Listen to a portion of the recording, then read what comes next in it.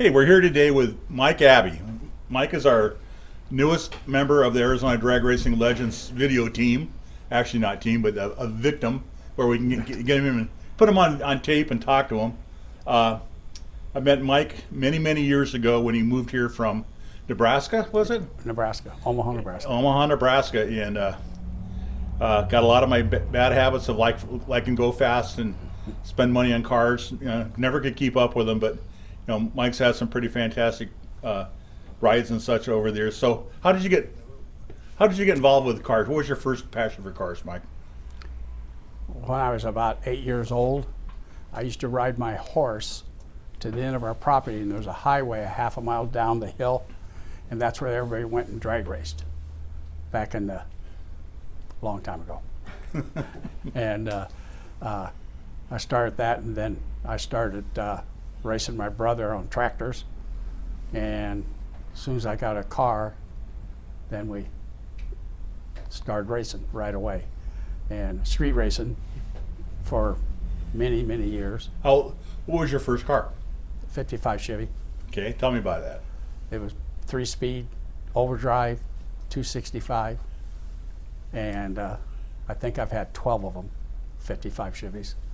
And my best one was I was working part-time at a Chevrolet dealership in Mapleton, Iowa, and I had a 265, and it just didn't blow up. It just was no more. And the dealer and the mechanics took a 327 and ground the sides off and did everything, and I couldn't afford a whole lot, so the dealer helped me a lot, and they did measure it. Anyway, when it was finished up, it looked like a 265. I probably had more fun with that car because it would run street tires 1310, 13 back. So they took the motor mount bosses off the side of the block. Yeah, and sandblasted it. Wow. And so it looked like a 265. And So the very first drag race I had. So how long have you been a cheater like that? Was in Sioux City, Iowa, and there was a flagman, no lights. This is your first time at the drag strip? First time at the drag strip, and I had a Hurst shifter in it. I used to carry a spare transmission because I'd knock the synchronizer off, going to second gear all the time. We could change the transmission in 12 minutes, 2 guys. We left the boat out, that bolt that's up in the right corner, because you couldn't get to it easy. But anyway, so later in life, when I moved to Arizona, I think the first place I went was Goosey Speed Shop, and that's where I met you and Tom and Bill, and went from there. So when you what was your decision? What brought you to Arizona? We come out to a drag race, and I can't remember what year it was, but to the Winter Nationals at Beeline. And when I got home, I had to walk a half a mile of snow above my knees. That was February 10th, I think it was. And March 15th, I had a brand new house at the time.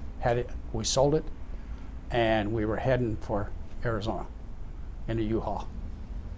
And so we come down here. I had a dragster back in Omaha before I left. It was Jim Nichols' last front motor top fuel car after he crashed at Indy.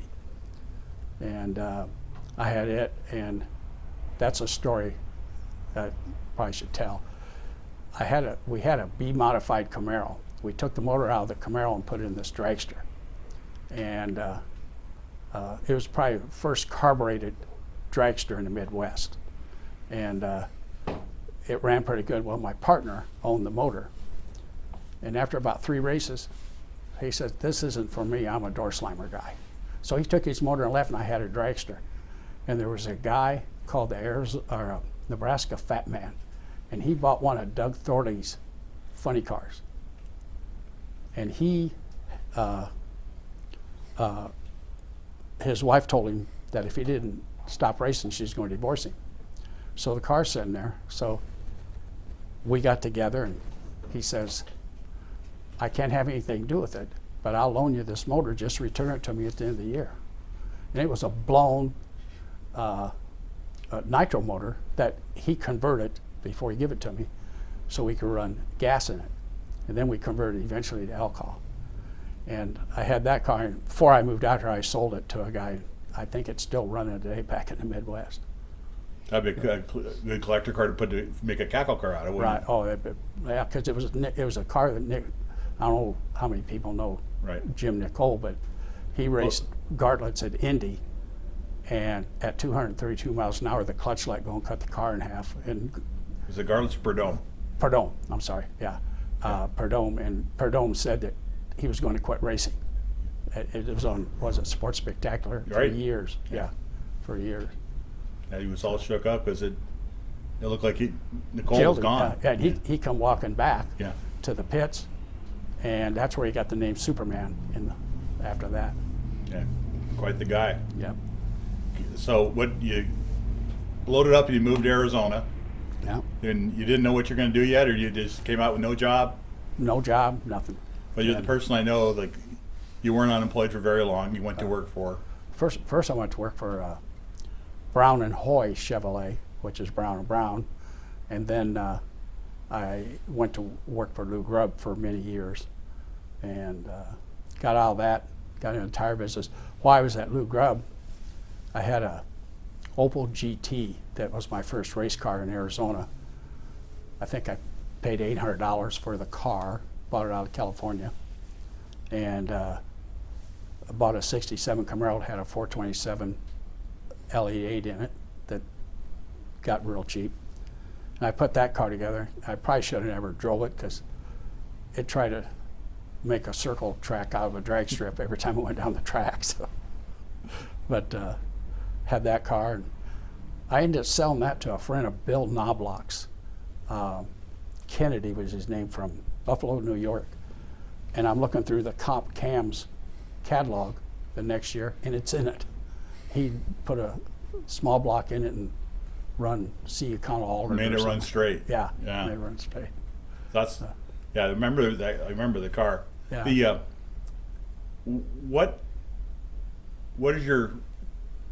what's your favorite? What do you like most about drag racing? The people, Okay. people. I don't know how many. If this was the the Family Feud, the light would ding ding ding, you would have got number one answer. That's what everybody says. Is that right? Yeah. Yeah.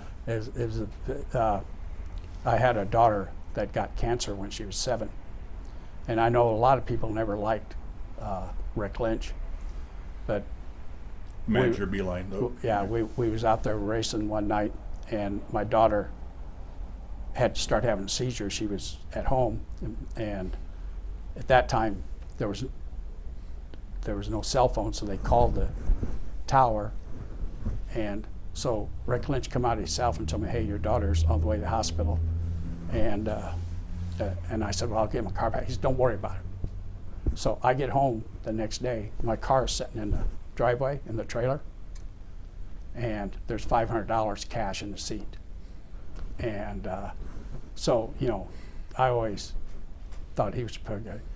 Then another story, Barry Norman of the Chandler Boys, one day he come walking into this is probably 3 or 4 months later when we was having a rough time, and he come walking in my office and took a paper sack and put it down on the desk and said, "Hey, a few of us last night just kind of got together and threw a little bit for you. There's $10,000 in that." And this was in when? Long time ago. I mean, it was probably in the 80s, wasn't it? Something like that. It was a long time ago. It was quite a while ago, yes. Yeah, and so, drag racing people, there's nothing like them. That's just like, it takes a lot to make me speechless, but Yeah. I love those stories. The Chandler guys they're the first group of people we actually did our first videos with, and it's because over the years they were always the guys. They were good to everybody. Right. They had a great time. They never raced. You never you always raced with them, even if you're right in the other lane, because they want you to go down the track and they wanted to have a good time. And Right. but those are the great stories about racing. Your daughter Wendy, Yeah. she lived a pretty good life. She lived on till 40 years old, 42 years old, and we had our problems up and down the whole time. But she was I was going to bring her into the story a little later, but her favorite car, when she was 3 years old, she used to sit on a fuel can out in the garage when I was working on the dragster in Omaha, reading National Dragster. Who's this? Who's this? You know, and I could tell her, get me a 9/16 wrench, and she'd go to the toolbox and get a 9/16 when she was 3 years old. So, and her favorite car was Ridge Route Terror Rainforant, Warren Coburn Miller. Later in life, after, well, she was still alive, I got the car that Beck, what was his first name? Dave Beck had started restoring, and it was one of the Warren Coburn cars, the Ridge Route Terror car. And we went to Bakersfield with Wendy, and I got a picture of her, James Warren, and Roger Coburn, and it was about the last picture that anybody ever got of them with one of their cars. And that was my favorite car too. yeah, was it? Way back then, Yeah. they were my favorite people. Yeah. Well, they both passed away, and I took the car to both of their funerals. I took it to and when James died, we took the car out to the cemetery, took his helmet and his fire suit, put it in the cockpit, put the helmet on top. I put a couple gallons of fuel in it. When they said the last prayer, and there was probably per dome, everybody was there, and there wasn't a dry in the house. We started the car up and walked away and let it just die. And that was probably the coolest thing I've done in drag racing, I think. You know. You've done a lot of cool stuff. So yeah, we did. Yeah, we've done a couple things. You've had some pretty quick cars along the way, and you've done some circle track racing with your son. Yeah. And we just couldn't get Mikey to want to go drag racing. He wanted to go circle track racing. Where's that, Dad? He run Joe Faulkner and we bought a couple quarter midgets for our sons, and we went through the quarter midget thing, and then we bought Greg Biffle's car from when he in Tucson that he'd won everything with, and we did that for a year, but that was just a crash fest every week, and I'd rather have a pretty car than fenders every week, you know. And so then we did sprint cars for a while, and I wasn't really fond of the dirt, so we went to pavement, and that was a lot of fun. Very expensive, but a lot of fun. And so then I still had a dragster. I tried to get him to go drag racing, and he goes, so we go out and get his license, and I think on his license pass he runs a 830 or 40, something like that, 160 or something like that. And so he said, Dad, I don't know why you guys think this is so much fun. He says, it's not like driving a sprint car into the corner at 100 miles an hour and then trying to turn it and make it go back. And so, okay, well, I bought a motor. It was probably about a 1,200 horsepower motor, something like that. And I put it in a dragster. And after we got rid of Tony Stewart offered my son a job. When he didn't take it, the only thing he had late, we had the truck, 2 sprint cars, 5 motors. 6 weeks later, he had a nameplate and a seat. It was the only thing he had. I sold everything because when he didn't take the job. And so he started hanging around drag racing again. So we put this motor in. So I said, well, why don't you go out and just try it? So first pass he runs 709, 192 miles an hour. I get down with the car, he's still sitting in the car. He says, I get it. He just wasn't going quick or fast enough yet. He said, I was in high gear and seen the mile hour lights before I realized what I was doing. You know, and so we did that for a while, and but we had another dragster back. I think they had one NHRA race here, the Desert Classic, I think it was called. The Beeline? Yeah, at Beeline. That was the introductory to NHRA to the track. Right, because I think I was probably one of the first NHRA cars in the state that ran NHRA instead of AHRA, and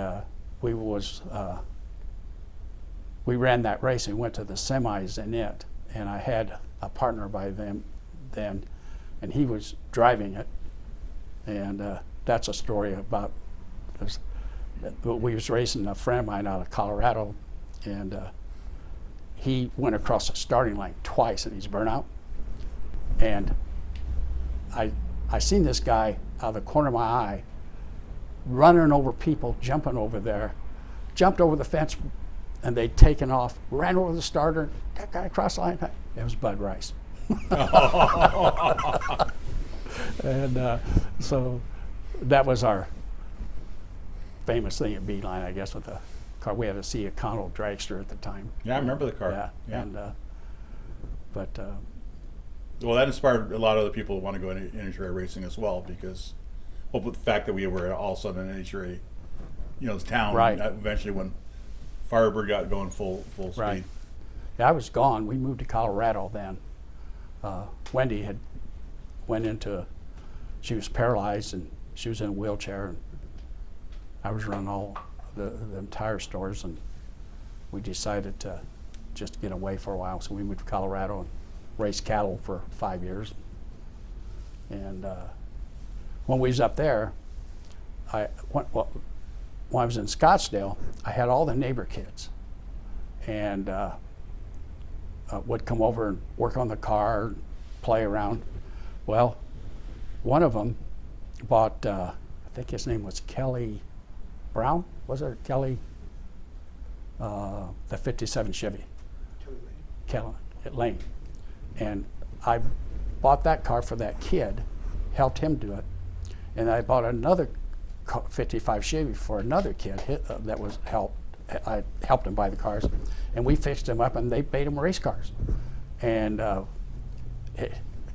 was probably a little jealous at the end of the day, because both of the cars made Carcraft. You breed on them though. Yeah, but we paid, and one of them ended up being a lawyer, and the other one ended up being a machinist, and worked for Mike Finley for years. And I ended up buying that one car back, and we moved to Colorado. When we was up there, I'd go to the drag strip, and my wife wasn't really a drag racer. She wouldn't go along very long. So we had 3 kids, so we'd go to the drag strip. I'd load them up in the 57, go up to the stage lanes. They'd get them out. My daughter and son would stay, and he was 3 years old at the time. I'd go make a pass. I'd come back there, pick them up, take them back to the pits. And that was probably a lot of fun too. So I've done unusual drag racing. You have. You've had many interesting cars. You've had some really quick cars as well. The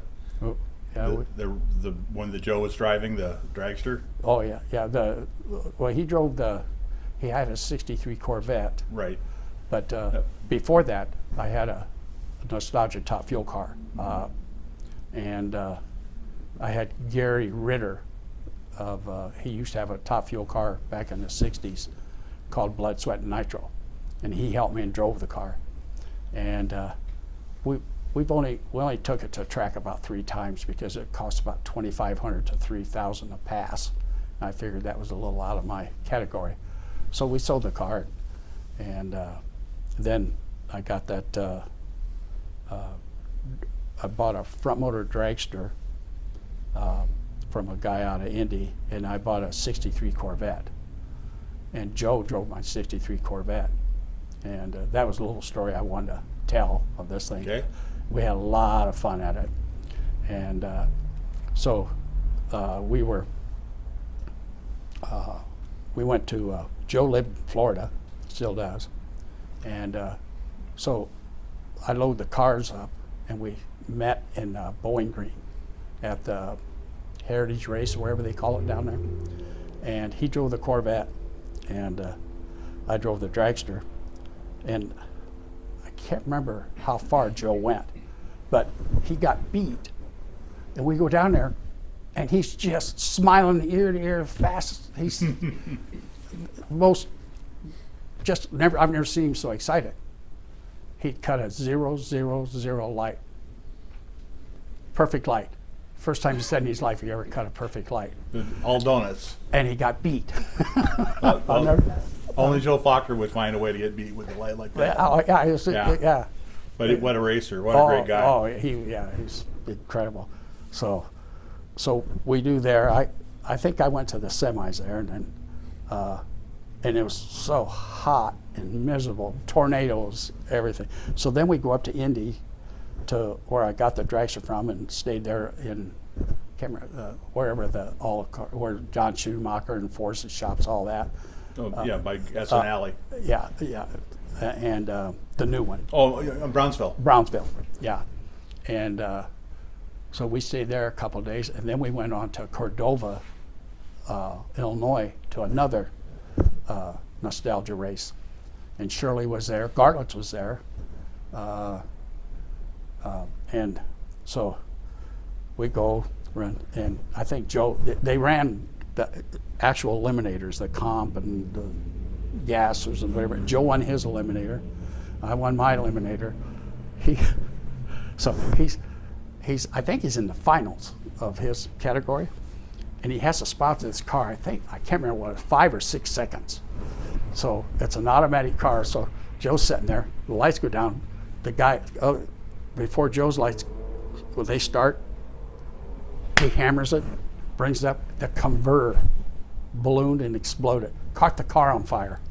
So the best part of it was his wife and my wife. Debbie's freaking out, getting him out. My son, the guys over there, they go open the door, and Joe's in there shutting the switches off. He's calm. So my son grabs him by his lapels, whatever, pulls him out of the car, and Debbie's freaking out. My wife's cussing on them, but that was it. And the thing I have to say about that whole thing, we took the converter out. Joe went to Memphis and dropped it off at Bill Miller's. I can't remember what the name of what is it's still BTE, I think it is. And so he goes back to Florida, and I go back. When I get home to Arizona, that converter's back, fixed, everything, no charge. Wow. So I'm kind of a believer in BTE. Bill Taylor, I think it is. Yeah. Transmissions. Yeah, he was. Yeah. And but that was probably one of the most memorable times in my drag racing life. You talk about your wife, but give her a name. Marilyn. And how did you meet Marilyn? Drag racing. But she wasn't a big drag racing fan. No, it was a street race. Okay. In She Iowa. didn't mind that. In Iowa. Because that's where all the guys were? Yeah. Back when we were kids, if the girls wanted to go see the guys, they had to go out in the country and watch them drag race, because that's what we did. So I'm going to put you on the spot. How long have you been married now? 55 years this year. Congratulations. Yeah. She's put up with you that long. She's put up with me that long. She's a saint. Yeah. Well, she put up with me for 40 years now. For the last 10 or 15, I've been putting up with her. Oh. So you've been around the country. I've known you to run dairy farms and raise black Angus cattle and Simmental cattle. I mean, what was it? Simmental. Simmental cattle. Yeah, sorry. Don't swear. Okay, I'm sorry. The black Angus. Yeah. You had better cattle. Yeah. And then tires, cars, airplane chartering, charter services, a flight base, for business jets. Probably a few more I can't remember, but whenever I've seen you do something, you've done it well. And something you should be proud of. Yeah, well, we try, and you always, two things I've been taught is you leave a little bit on the table for the next guy, and you treat people the way you want to be treated. Well, So, you've certainly done that with a lot of people and helped a lot of people out. The important thing is that you're a good example of what drag racing should be. Anybody else along the way that that helped you, inspired you, or that did? well, a lot of people, I can remember Chris and Tom Gusick, and his mom and dad had a red and white Eldorado, and Chris has always been a little larger than normal guy, and Tom and we'd sit in the back seat of that Eldorado and go to Pomona. I think we did that 2 or 3 times when they were, I don't know if you guys were still in high school or not, or near it. Well, probably out of high school, but still Yeah. near it, not too Yeah. far out. And that was some memorable times. I know it took me a day or so, even when I was that young, to get over sitting between them 2 guys. You were good about that. So, but there's it's this thing's not long enough to have all the memories. The stuff. We still have a dragster. We're not racing it too much, but we're into tractor pulling now. So tell everybody where you live now. We live in Pella, Iowa, the tulip capital of the United States, and it's a very Dutchy town. Really cool, 10,500 people, and Pella windows come from there, and then Vermeer products come from there, and it's just cool. There's a little drag strip, an 8th mile drag strip, about 18 miles from my house, called Eddyville, and they probably put on a better show than NHRA does most of the time. They have a lot of really, really good shows. They take care of the spectators. That track, I've not been there, but even remotely over the years, the companies I've been with, we've sponsored the Fuel Altered race Yeah. because I knew they did such a great job, and it's on my bucket list still. Now that I know somebody who lives 18 miles from there, I'm gonna, I want to come watch the Fuel Altered Nationals. And my race car actually raced in that is before I that owned right? it. Yeah. Is that right? Yeah. Yeah. Well, them Fuel Altered Nationals is it's just incredible. You get to watch Fuel Altered race to the end. One of them's not getting crossed up, and they're running in the 8th. They're running in the 3s, 200 and I think 240 miles an hour or something like that, Eighth an mile. 8th mile. And so they're doing pretty good. But then we live 14 miles from Knoxville, the circle track, the sprint car capital of the world. And we go there quite a bit too. So the Knoxville, the Sprint Car Nationals, a lot of big events go on there. Don't they have the IMCA races there too, or? no, that's in Boone. Boone, Iowa. Yeah, Boone, that's about 60 miles from us. So the nice thing is you're in a part of the country where there's a lot of racetracks in the smaller towns that mean a lot to the small towns. Right. And if you want to hear something, and then of course you're into tractors and tractor pulling. I'm sure all sorts of great events happen back there. So what do you There's ever? not enough time. I was going to say, how do you get them all in? Yeah, you can't. It's too. I mean, I thought I'd move back there to kind of retire. I'm doing more car stuff and tractor stuff now than I've probably done in my entire life. That's all you do. I mean, there's something back there. Plus, the thing about them people back there compared to here, you guys got all year round a race. There, they got from April till September, October latest, and it's done. So they get it all in. So you got to be a snowmobile or ice fisherman or something like that. So you have an ice hut? No, Okay. no, I'm not much of a fisherman. Not a fisherman. Okay. Takes too long. You've over the years that I've known you, you've also been a very giving person. If somebody needs help, you jump in. Just like, you're very altruistic. People helped you out. You're the first person to help other people out. You've meant a lot to a lot of people, and got people interested out to the drag strip for the first time. Right. that got bit by the bug, and there's all sorts of great memories. Like I said, for us to start sharing all the memories would be about a 5-hour video. Right. You know, we can't do that. But is there anything else you want to say? Because Well, it's been real special for you to make it here to visit with us, and because it's The Corvette that Joe was driving, we were out at Firebird at the, I call them WCS meets. I don't know what they call them now, but divisional races. yeah, and we won top sportsman with the Corvette there. Who was driving it? The guy from owns Total Seal. Yeah, Matt Hartford drove it, and there's another little story. We got time. So he goes out in the semis, he comes back, he said, there's no oil pressure. So Joe happened to be there helping us, and so we take and try to figure out, start it up, no oil pressure. So we take the line that goes to the gauge from the motor, we take it off, we put a quart of oil in it, because we're thinking that the pickup fell off. And no oil. Put another quart in it. Just a little bit of oil. Put another quart in it. Boom, it come out. Put another quart in, put the thing back on, he went up. And I just told him, I said, do your burnout. If it's got oil pressure, make the pass. And he did, and we won the race.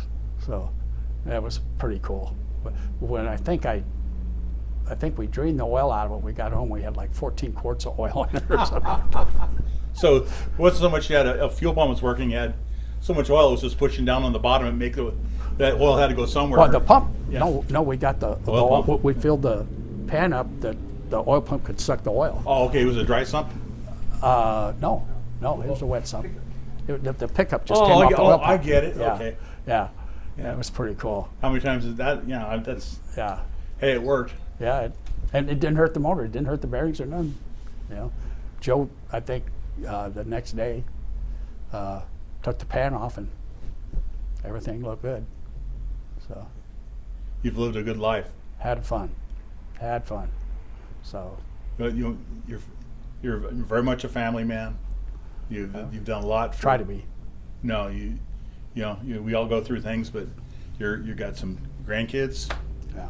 and what's next for you? What haven't you conquered yet? You want to do? Because you said you moved to Iowa to retire, and I know there's no retiring for you. Probably watching my grandson play baseball, and watching you with Barry Norman's rear engine dragster run it. That's Well, some of hopefully the that'll thing- be out to the track this year. So, Yeah. but thank you. It's yeah, a lot of special meaning to that car. It's Yeah. we're gonna have a good time with that. Yeah. Well, Mike, thank you so much for being here. Thank you for all you've done for others. You're very legendary to many people, and got a good heart, a good soul, and thank you very much. Well, thank you and Bill for keeping old drag racing alive in Arizona. You're welcome.